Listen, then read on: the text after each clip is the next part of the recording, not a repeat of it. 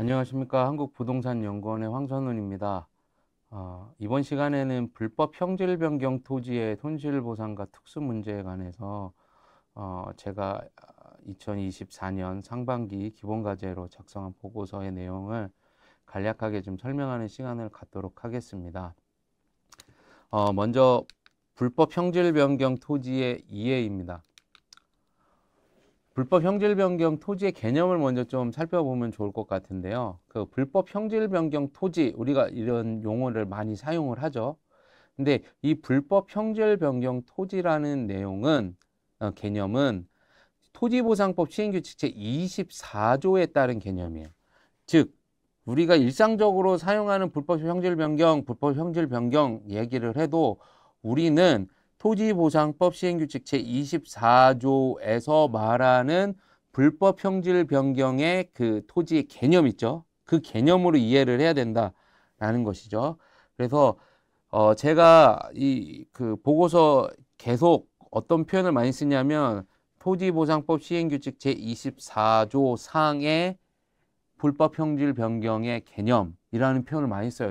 이게 텍스트가 길음에도 불구하고 왜 그렇게 쓰냐면 우리가 일반적으로 이야기하는 불법 형질 변경 토지와는 다르게 토지보상법 시행규칙 제24조에서만 이야기하는 불법 형질 변경 토지라는 개념이 있다라는 것이죠. 그래서 이런 불법 형질 변경 토지 개념에 포섭이 되면, 즉 개념에 포함이 되면 그럼 이제 요건이 충족이 되겠죠. 불법 형질 변경 토지의 요건이 충족이 되면 형질 변경될 당시의 이용 사항을 상정해서 평가하도록 하는 거예요. 보통은 법 규정은 요건 규정과 효과 규정으로 되어 있어요. 여기서 요건 규정이라는 거는 불법 형질 변경 토지의 개념에 포섭이 되는 게 요건이고요. 효과는 이용 상황을 어떻게 형질 변경되기 전의 당시로 이용 상황으로 평가하는 게 효과라고 보시면 돼요. 효과 부분이라고 보시면 될 것 같아요. 그래서 이것은 궁극적으로 토지보상법 제70조 제2항의 현황평가 원칙의 예외가 인정이 되는 거죠. 불법 형질 변경 토지를 하더라도 현재 이용 상황이 있을 거 아니에요? 그렇죠? 그러면 70조 제2항 같은 경우에서는 현황평가로 평가하라고 이야기를 하고 있단 말이에요. 근데 24조는 그 70조 제2항의 예외를 규정한 거야. 그거를 불법으로 했으면 그러면 너 지금 현황 평가대로 하지 말고 그 바꾸기 전에 즉 형질 변경 될 당시의 이용 상황으로 평가하라는 그런 취지라는 것이죠. 그래서 그러면 불법 형질 변경 토지의 개념은 뭐냐? 국토계획법 등 관계법령에 의해서 허가를 받지 아니하거나 신고를 하지 아니하고 형질 변경한 토지를 의미해요. 그래서 뒤에서 보겠지만 허가를 받지 아니하거나 신고를 하지 아니하고가 불법의 개념에 해당이 된다. 이렇게 보시면 될 것 같습니다. 자, 그러면 불법 형질 변경과 유사한 용어로는 무단 형질 변경이라는 용어가 이제 사용이 되고 있어요. 그래서 무단 형질 변경 토지는 제가 만들어낸 개념은 아니고 판례에서도 이 용어를 사용을 해요. 그래서 무단, 이게 무슨 의미냐? 사전에 허락 없이 형질 변경을 한 토지를 말해요. 자, 형질 변경을 하려면 국토계획법상 국가한테 그 개발행위라는 점에서 행정청에게 신청을 하도록 되어 있단 말이에요. 허가를 받고 하도록 되어 있단 말이에요. 근데 여하튼 사전에 허가건 신청이건 상관없이 사전에 허락 없이 그 형질 변경한 토지를 우리가 무단 형질 변경 토지라고 한다. 그래서 이런 무단 형질 변경 토지는 불법 형질 변경을 당연히 포함하죠. 불법 형질 변경 같은 경우에는 관계법령에서 허가 또는 허가를 받아야 되는데 신고 또는 허가를 해야 되는데 하지 않고서 한 거기 때문에 당연히 무단에 해당이 되죠. 그러니까 무단 형질 변경 토지에 당연히 해당이 되고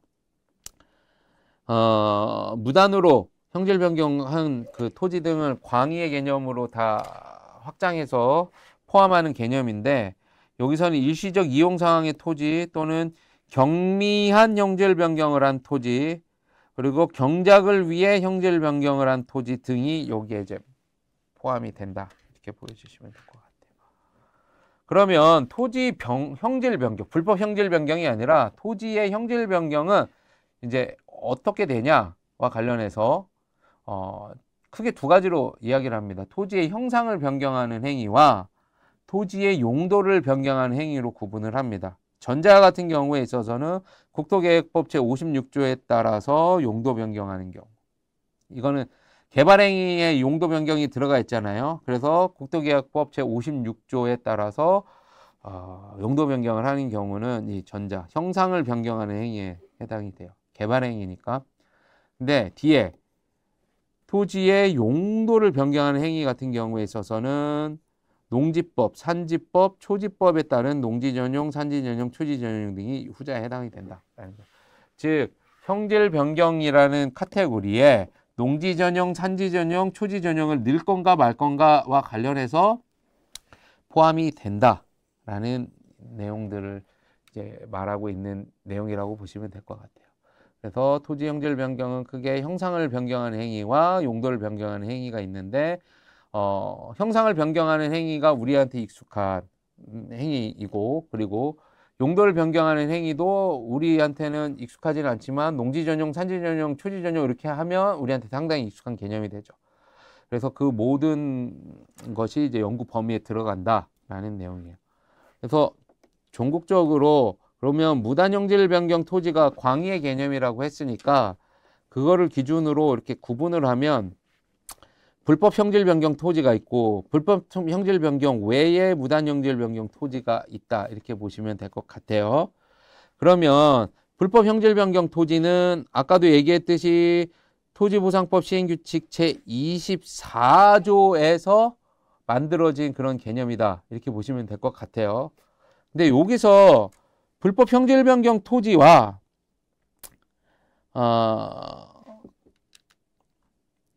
일시적 이용 상황은 조금 다른 개념이다 라는 것을 조금 여러분한테 좀 말씀을 드리고 싶어요.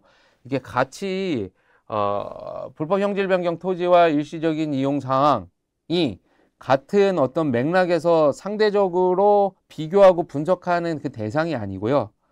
불법 형질 변경 토지인데 그 이용 상황이 일시적인 경우도 있고 그 이용 상황이 일시적이 아닌 경우도 있을 수가 있다라는 거예요. 그렇기 때문에 불법 형질 변경 토지라고 해도 그 토지의 현재 이용 상황이 일시적인 이용 상황인 경우도 있고 일시적인 이용 상황이 아닌 경우들도 있다라는 거예요. 그래서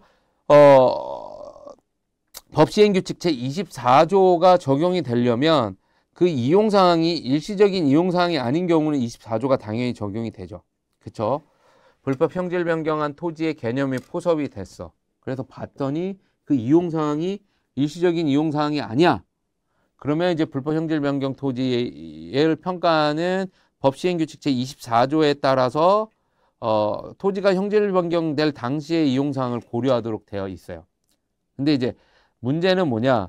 불법 형질 변경 토지의 이용 상황이 일시적인 이용 상황인 경우예요. 이게 뭐가 문제가 되냐? 자, 일시적인 이용 상황 같은 경우에 있어서는 토지보상법 제70조 제2항에 따라서 뭐라고 돼 있냐면 현실적인 이용 상황을 고려하지 말라고 하고 있어요. 현실적인 이용 상황을 고려하지 말라고 되어 있단 말이에요. 그렇죠? 그러면 현실적인 이용 상황을 고려하지 말라고 하면 24조하고 동일한 거 아니야? 라고 할 수가 있겠죠. 그렇죠? 동일하죠. 결과적으로는 동일해요. 차이가 없어 보이는데 다만 불법 형질 변경 같은 경우에 있어서는 아래 이제 보겠지만 부칙 규정에서 6조에서 뭐라고 되어 있냐면 1995년 당시에 공익사업에 포함이 되고 불법 형질 변경인 경우에 있어서는 24조의 다시 예외, 즉 예외의 예외가 되면은 뭐죠? 현실적인 이용 상황을 고려하게 다시 넘어가게 되는 경우죠. 그 경우가 있어요. 그런데 그 경우의 입증 책임은 보통 누가 지게 되냐면 토지 소유자가 지게 되어 있거든요. 즉 부칙 6조. 이제 나중에 가서 보겠지만 불법 형질 변경 토지인지 아닌지에 대한 입증은 사업시행자한테 있고 그거 예외 부칙 제6조 다시 현실적인 이용 사항으로 회귀하게끔 만드는 그 부칙제 6조 있죠. 그거에 대한 입증 책임은 그 6조에 해당한다라고 주장하는 것은 토지 소유자한테 있어요. 예? 그리고 그렇기 때문에 입증 책임에 있어서의 문제가 좀 달라진다라는 거예요. 그래서 이제 사업 시행자 같은 경우에 있어서는 부칙제 6조가 적용이 될 것 같으니까 아예 불법 형질 변경 토지를 주장하는 게 아니라 지금 요 상태는 일시적인 이용 상태다라고 주장하는 경우들이 꽤 많아요. 그 경우에 있어서는 부칙제 6조가 적용되지 못하는 이런 상황들도 발생이 될 수가 있어요. 그래서 이 문제는 상당히 문제의 소지가 있다라는 것이고요. 제 보고서에 이 부분을 좀 상세하게 기술을 했으니까 살펴보시면 될 것 같습니다. 우선은 이와 관련된 내용들은 뒤에서 조금 더 이야기하도록 하겠습니다. 불법 형질 변경 토지의 평가와 관련된 법령상 근거로는 토지보상법 제70조에 취득하는 토지의 보상, 특히 2항에서의 현황평가주의가 있죠. 그게 대원칙이고 24조, 즉 현황평가 원칙인데 근데 24조에 해당하는 이제 불법 형질 변경에 있으면 그 예외로 현황평가로 다시 돌아가는 거예요. 아니, 현황평가로 하지 않고 형질 변경한 당시에 그 이용 사항으로 상정을 해서 평가하도록 되어 있죠. 그러니까 예외인 거죠. 근데 요 예외를 다시 부칙 6조에 따라서 예외의 예외가 되니까 이 회귀하는 거죠. 토지보상법 제70조에 따라서 현황평가로 그렇게 된다. 이렇게 보시면 되고 평가와 관련된 법령상 그 근거로는 이렇게 70조와 법 70조, 법시행령 24조, 법시행규칙 부칙 제6조 이렇게 세 가지가 그 가장 큰 틀이다 이렇게 보시면 되고 비법규적 근거로는 감정평가 실무기준과 토보침이 있다. 토보침 34조가 있다. 그래서 그러면 평가하는 규정들은 이렇게 있는데 평가하는 규정이 아닌 토지 형질 변경과 관련된 규정들은 뭐가 있냐 봤을 적에 대표적으로는 국토계획법 아까 얘기했던 56조 제1항 그리고 개발제한구역법 제12조 제1항 농지법 제34조 제1항 산지법 그리고 초지법 이런 법령들이 있고 개별 변경에서는 토지 이용 규제와 행위 제한을 통해서 토지 형질 변경에 관해서 규율하고 있다. 이렇게 보시면 될 것 같습니다. 특히 이제 토지 이용 규제와 관련된 법령 등이 꽤 많죠. 그 법령에서 그 형질 변경을 하도록 하는 경우들이 꽤 많아요. 그래서 그 유형들을 제가 네 가지로 나눠봤는데 C하고 D는 본 유형과는 별로 상관이 없고 A하고 B 유형이 이제 상관이 있는 건데 A 유형 같은 경우에 있어서는 지역 지구 등에 따른 행위 제한 규정이 제가 따라온다고 했죠. 예를 들어서 지역 지구를 지정을 하게 되면 그에 따라서 다 모든 지역 지구 규정에는요 행위 규정들이 다 수반해서 따라와요. 규정 자체가 한 규정이 있을 수도 있고 다른 규정으로 만들어 놨을지 모르겠지만 분명히 있어요. 그래서 행위 제한 규정을 보면 대표적으로 보통은 토지 형질 변경에 대한 제한을 규정을 하고 있어요. 이 규정에서. 즉 어떤 지역 지구가 지정이 되면 행위 제한 규정을 만들어놨는데 그 행위 제한 그 규정을 딱 보니까 토지 형질 변경에 대해서 제한을 하도록 되어 있어요. 그래서 시장군수 구청장 등에게 허가 또는 신고를 해야지만 해제하도록 되어 있다라는 거예요. 그래서 토지 형질 변경에 대한 제한을 규정을 하고 있고 그것을 허가 또는 신고 시 해제하는 규정으로 되어 있다. 이렇게 보시면 돼요. 두 번째 B 유형은 그거랑 별개로 아예 절대적으로 금지하는 그런 규정들이 있어요. 뭐 도서 상간 뭐 이런 것들 같은 경우에 절대적 보전을 해야 되는 그러한 지역에 있어서는 어떠한 그 뭐 허가 또는 신고에 의해서도 해제가 되지 않는다. 이런 규정들이 있다. 그래서 A 유형과 B 유형에 해당하는 그 토지 형질 변경을 했다. 그거는 이제 불법 형질 변경에 이제 포함이 된다라는 것이죠. 이와 관련된 내용들은 제가 부록에 정리를 했으니까 한번 살펴보시면 좋을 것 같고요. 토지보상법 시행규칙 제24조의 법적 성격과 관련해서는 법규명령 형식의 행정규칙은 맞아요. 근데 그 법규명령 형식의 행정규칙인 경우에 있어서는 대외적 구성력이 이제 유무가 핵심입니다. 대외적 구성력의 유무가 핵심인데 대외적 구성력을 다음과 같은 이유로 가진다고 제가 보고 있는데 왜냐 토지보상법 시행규칙 제24조는 토지보상법 제68조 제3항과 70조 제6항에 따라서 위임 입법이라는 것 그리고 그 위임 입법의 기능을 봤더니 토지보상법의 내용을 보충하는 기능을 가지고 있다라는 거예요. 그래서 이러한 토지보상법 기본적인 규정과 결합을 해서 대외적 구속력을 가진다고 보는 것이 타당하다.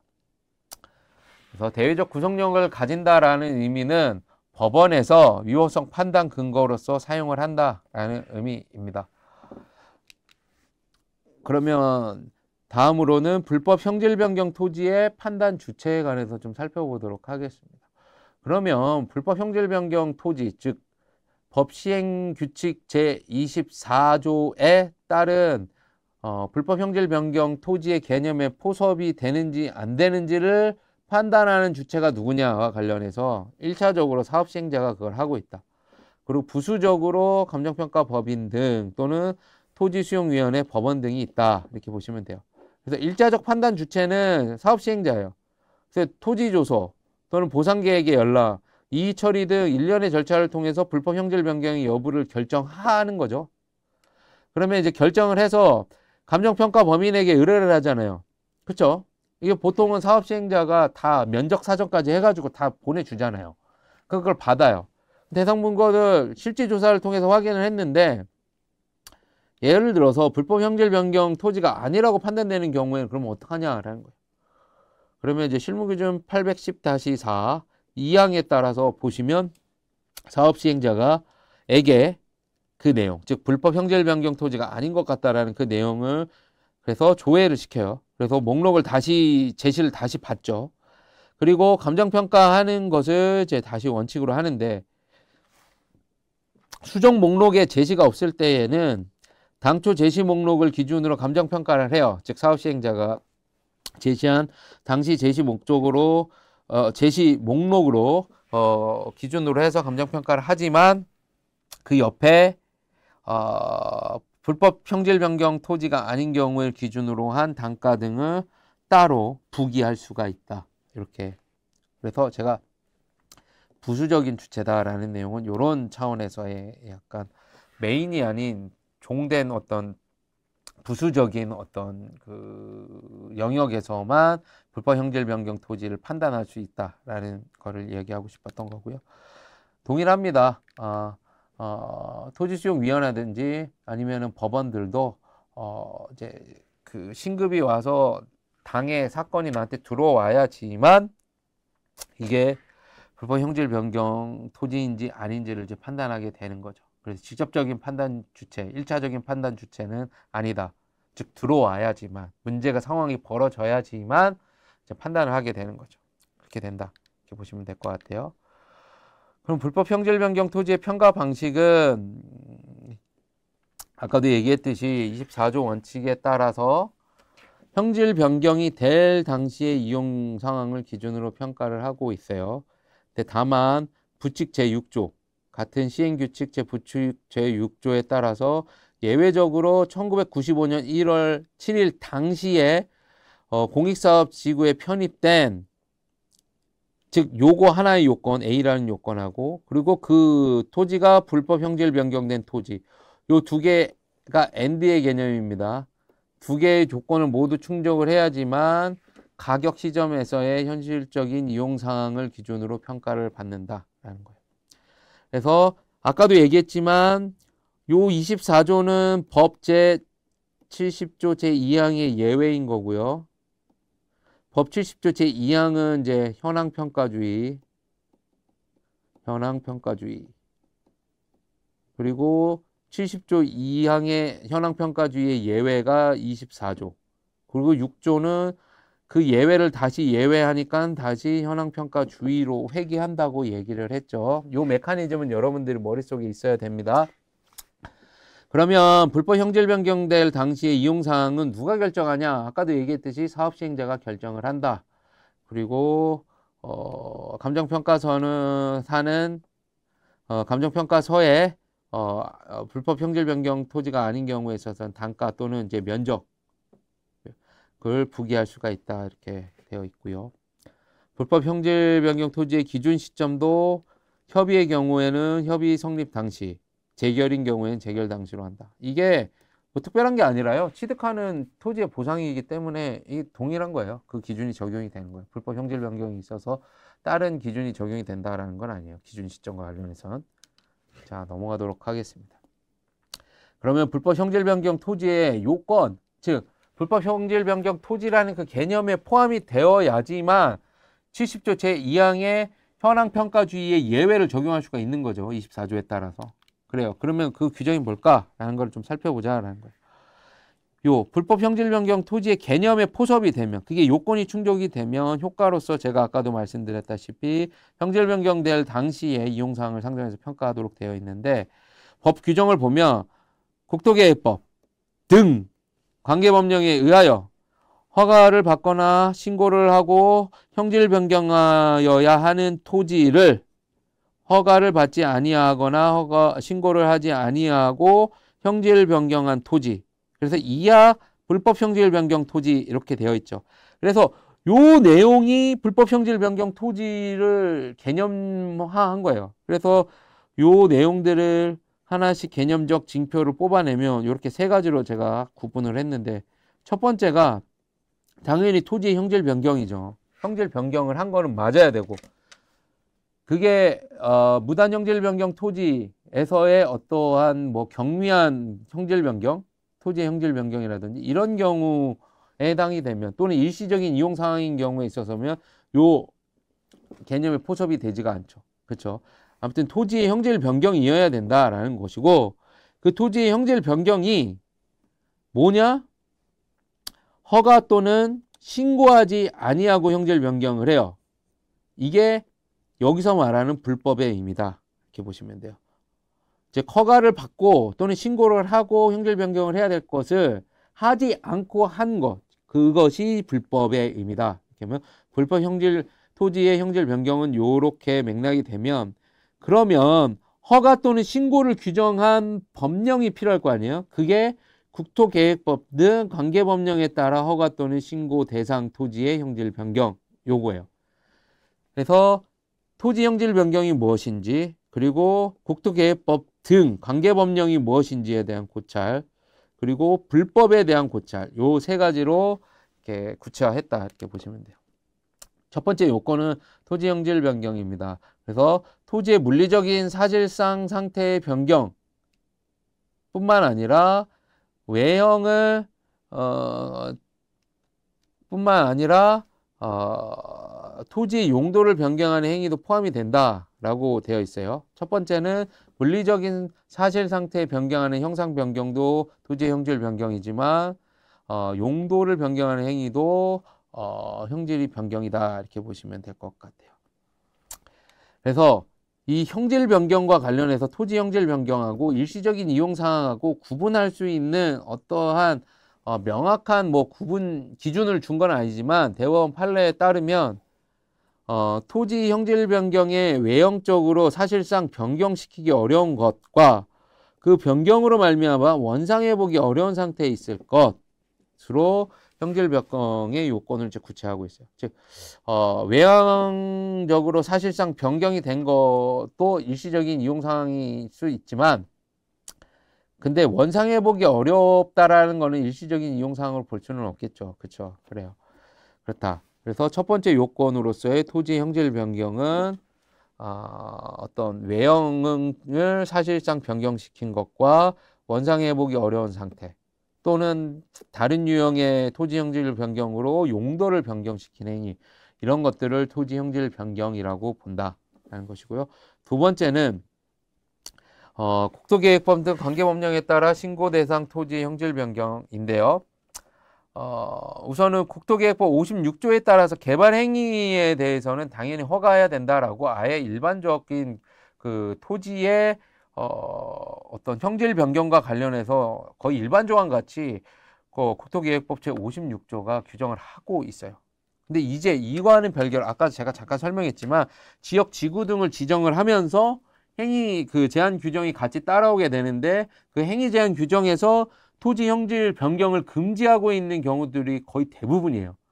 이때 어떻게 하냐면 지역 지구를 지정하면서 형질 변경을 금지시켜 놓고 다만 해제 조건으로 시장군수 구청장에게 허가를 신청하거나 신고를 하게 되면 그게 승인이 받게 되면 그제서야 토지의 형질 변경을 할 수 있도록 되어 있단 말이에요. 그렇게 되어 있다. 그래서 국토계획법 등 관계 법령이라고 하는 것은 국토계획법 56조뿐만 아니라 개별 법령에서 이렇게 토지 형질 변경에 대해서 허가 또는 신고 대상으로 규정하고 있는 것들이 있다 이렇게 보시면 되고 세 번째는 아까 얘기했듯이 불법입니다. 불법은 허가를 받지 아니하거나 신고를 하지 아니하고 불법의 의미가 불법하고 동일하다 이렇게 보시면 될 것 같아요. 즉 허가를 받지 아니하거나 신고를 하지 아니하고 그러니까 불법이죠. 아니하고 뭐를 한 거예요? 형질 변경을 한 토지. 그러니까 그렇게 불법 형질 변경 토지다 이렇게 보시면 되고 여기서 신고는 여러분 신고가 행정법상 강학상 수리를 요하는 신고와 수리를 요하지 않는 신고로 이제 구분을 해요. 근데 수리를 요하는 신고 같은 경우에 있어서는 수리를 먼저 요하지 않는 신고 같은 경우에 있어서는 그냥 제가 신고를 하면 법적 행위가 그냥 발생을 하는 거예요. 대표적으로 혼인 신고가 이에 해당이 돼요. 그러니까 따로 행정청에서 신고를 했을 적에 그 신고를 한 내용에 대해서 확인을 하고 접수하고 그 절차의 가운데 어떤 그 확인을 해서 아니면은 뭐 승인을 해서 법적 효과가 발생하는 것이 아니라 수리를 요하지 않는 신고라고 하는 것은 내가 신고하면 그 즉시 법적 효과가 발생해요. 그 신고 자체가 적법한 신고라면 그렇다는 거고 후자는 뭐냐? 즉 수리를 요하는 신고는 뭐냐면 사인이 어떤 공법행위, 효과를 발생시키기 위해서 행정청에 신고함과 동시에 효력이 발생되는 게 아니라요. 수리를 하고 수리해서 어떤 형식적인 심사를 통해서 그 최종적으로 효과가 발생하는 것을 얘기합니다. 그러면 이 신고랑 허가랑 뭐가 달라요? 라고 얘기가 나올 거 아니에요. 왜냐면 신고도 이렇게 해서 수리를 하잖아요. 그렇죠? 수리를 해서 어떤 뭐 승인이라든지 이런 절차들이 있거나 아니면 수리해서 끝나는 절차들도 있고 신고 말고 허가 같은 경우에도 다 신청을 하잖아요. 그래서 허가가 내려오는 거죠. 근데 그 신고와 허가의 차이, 특히 이제 수리를 요하는 신고와 허가의 차이는 허가는 접수를 할 때 내용적인 심사도 해요. 즉 형식적인 심사뿐만 아니라 내용적 심사도 하는데 수리를 요하는 신고는 형식적 심사만 한다. 즉 신고의 내용이 형식적으로 얘가 신고해서 어떤 효력이 발생할 수 있는 그런 권한을 가진 자인지 제출한 서류가 맞는지 이런 것들을 형식적인 심사만 하는 것이고 허가 같은 경우에는 그 신청한 내용의 내용적 심사도 한다는 점에서 차이가 있다. 이렇게 보여주면 될 것 같아요. 그리고 그 시행규칙 제24조에 허가 또는 신고라고 되어 있잖아요. 이때 이 허가 또는 신고라는 것이 어떻게 보면은 그 병렬적 관계에 있어 가지고 허가하고 신고를 거의 동일한 등 위에서 보는 것이 아니라 제 생각에는 허가를 기본으로 하여 예외적인 경우에 신고를 통해 형질 변경을 허용하는 경우로 해석함이 바람직해 보이고요. 개별 법령에서 토지의 어떤 불법 형질 변경을 할 때 신고 대상으로 하는 경우는 거의 극히 드물고요. 농지 전용, 초지 전용, 산지 전용의 경우에도 기본적으로 허가를 기본으로 하고 예외적인 경우에만 신고를 통해 하도록 되어 있어요. 즉 산지 전용, 농지 전용, 초지 전용은 허가와 신고를 다 같이 할 수가 있지만 허가를 기본적 원칙적으로 하고 허가가 아닌 극히 예외적인 경우에는 신고만으로 가능하도록 하는 경우다. 그래서 이 해석 자체를 토지의 형질 변경 자체에 있어서의 이 신고는 이러한 그 예외적인 경우에만 허용되는 그 신고로 좀 축약해서 압축해서 좀 보는 것이 해석하는 것이 바람직하지 않을까라는 내용도 좀 적어놨으니까요. 한번 보시면 좋을 것 같습니다. 다음으로는 토지 형질 변경 그 토지 해당 여부 판단 기준 시점입니다. 이 내용은요, 제가 보고서에 엄청 자세하게 기술을 했어요. 그래서 이 내용은 요 표에 있는 내용들과 그리고 보고서에 있는 내용들을 보시면 될 것 같다라고 보여주시면 되고요. 지목이 임야인 경우에 있어서 판단 기준 시점, 그리고 그 판단 기준 시점이 되는 그 법적 근거도요, 산림령, 뭐 이건 너무 오래된 얘기가, 도시계획법 같은 경우도 구도시계획법 이렇게 한 게 아니라 언제 제정됐을 때 이것들을 반영을 했는지, 이 기준이 되는지 이런 것들을 다 상세하게 이제 기술을 해놨으니까는요, 그거를 보시고 이해하시면 좋을 것으로 보입니다.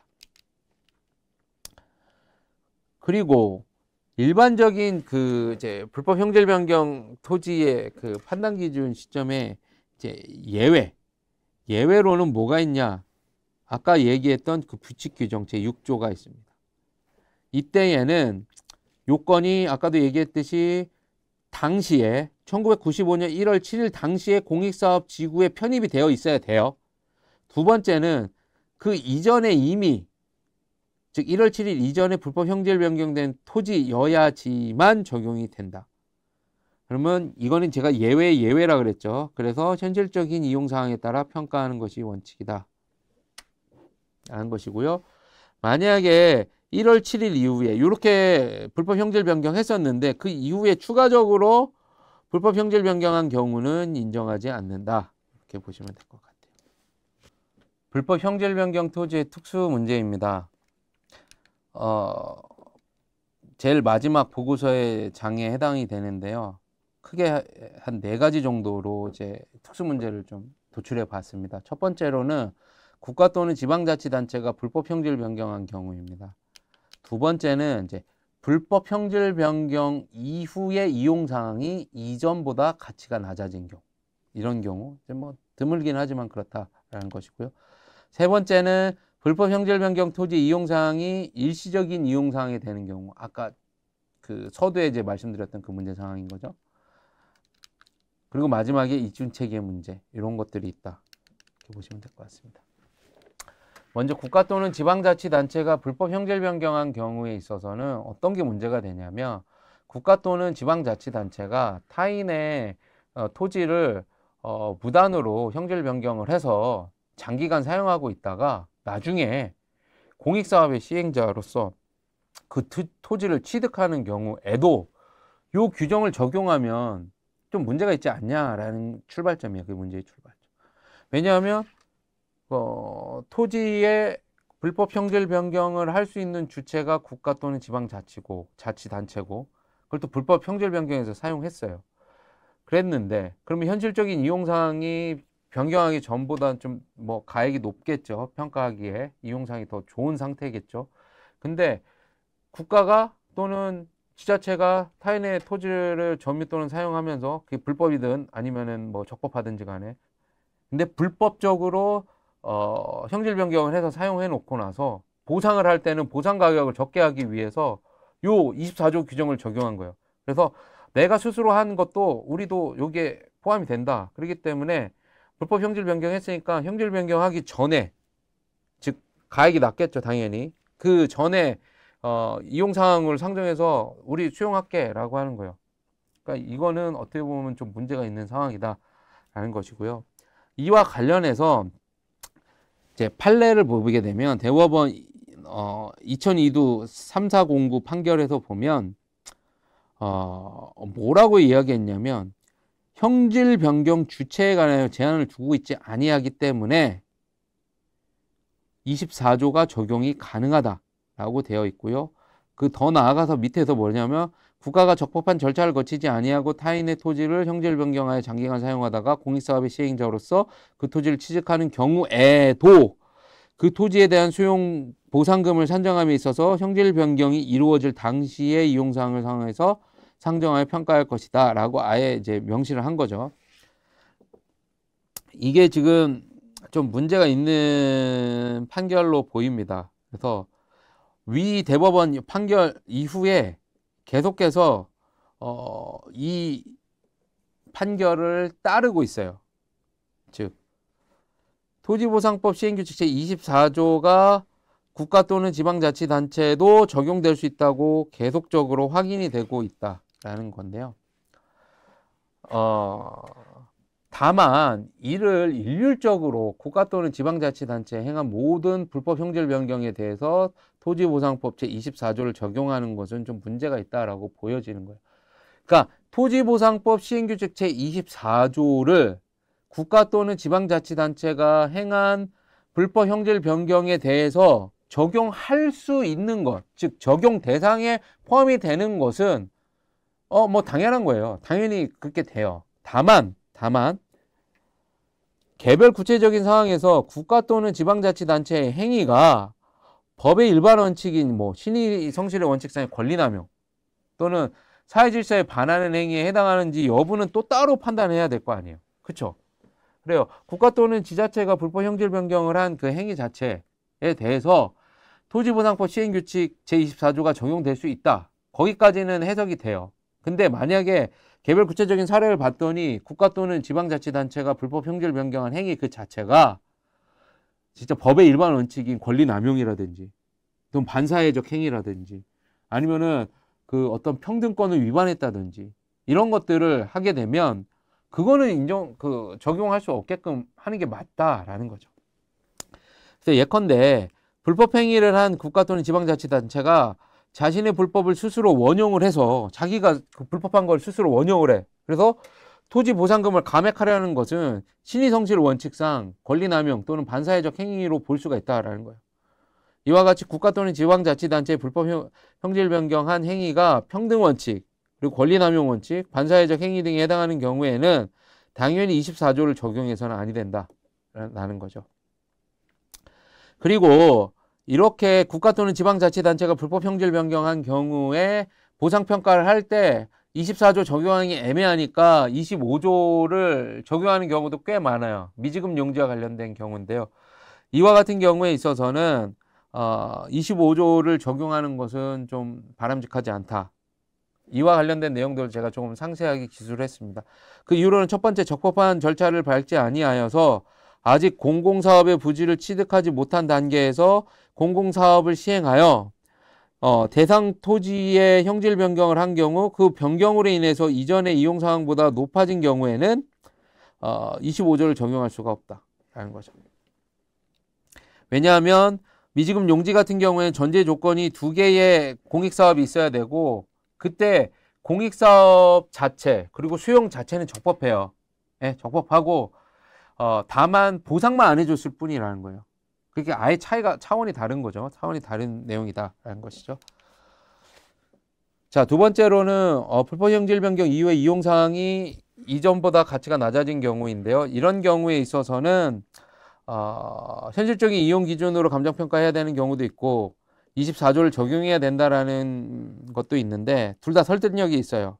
다만 국가 또는 지방자치단체가 불법 형질 변경한 이후의 이용 사항이 이전의 가치보다 낮아진 경우 이 경우에 있어서는 뭐를 막을 수가 없냐면 이거를 인정해 줘버리기 시작하면 손실보상에 감가시키기 위해서 이용사항을 아예 나쁘게 바꿔버리는 거예요. 왜냐하면 자기가 지금 불법 형질 변경해서 사용하고 있는데 종국에 이거 내가 수용해야 되잖아. 그러면 이용사항보다 지금 현재 이용사항보다 가치를 낮게 불법 형질 변경을 국가 또는 지자체가 할 수도 있죠. 예, 국가와 지자체가 항상 선한 건 아니니까 그렇게 해놓고 24조 규정 적용 안 돼 라고 하면은 그건 말이 안 되죠. 그렇죠.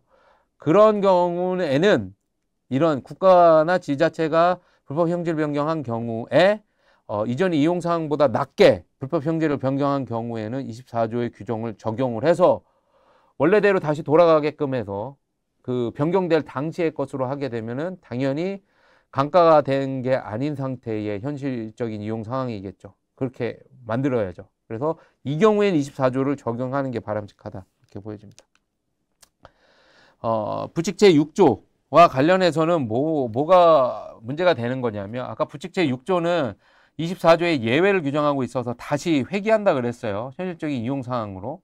그러니까 사업 시행자는 불법 형질 변경이라고 주장을 딱 했더니 토지 소유자가 6조에 해당한다고 주장을 할 것 같으니까 어떡하냐면 이 불법 형질 변경된 토지 이용 사항이 일시적인 이용 사항이다라고 주장을 해버리는 거예요.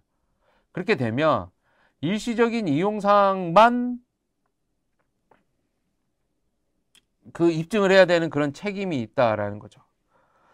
그래서 이러한 문제 상황이 발생하니까 불법 형질 변경 토지에 해당이 돼서 예외를 인정하려고 그랬는데 제6조를 통해서 예외를 주장하네. 그럼 이걸 아예 이 사안을 아예 그냥 이렇게 해석을 하자. 불법 형질 변경 토지의 이용 사항이 일시적인 이용 사항이다라고 이렇게 주장을 하는 거죠.